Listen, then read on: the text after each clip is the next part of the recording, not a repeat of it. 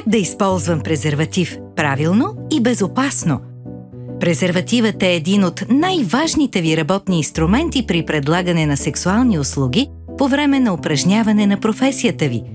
Използването му е лесно. Независимо от това, винаги може да се стигне до изненади.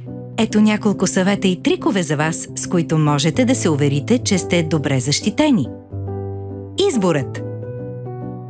Предлагат се презервативи с различни размери и дебелина, еластичност на материала. Изборът на правилния размер и материал е важен, за да предотвратите изплъзване или скъсване на презерватива. Затова се уверете, че винаги имате в наличност различни размери с добра еластичност. Особено при анален секс, члена влиза в задните части и е необходимо да използвате по-дебел и по-еластичен презерватив. Преди употребата.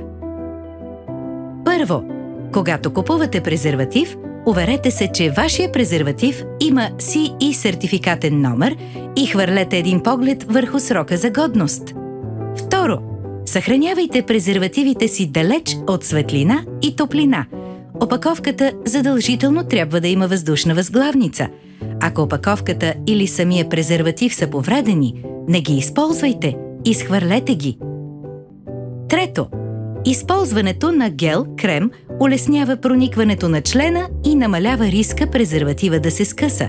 Използвайте само лубриканти, кремове на водна или силиконова основа, защото други кремове и мехлеми могат да повредят презерватива.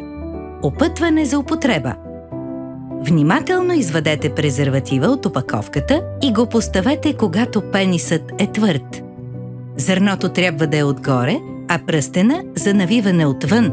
По това се разбира, че го поставяте правилно. По-безопасно и сигурно е, когато клиента сам поставя презерватива върху пениса си. Проверявайте редовно по време на секс дали презерватива все още е на мястото си, особено при анален секс или промяна на позицията. След прекратяване на секса, независимо какъв стил, свалете презерватива, като го държите за обръчовия пръстен в долната част и го изхвърлете.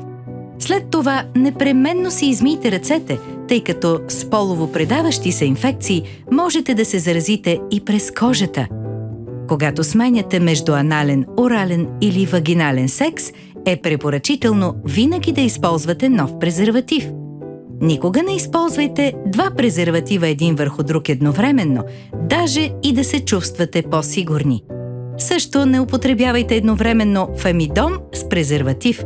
По този начин те могат по-лесно да се разкъсат, а това е нежелателно.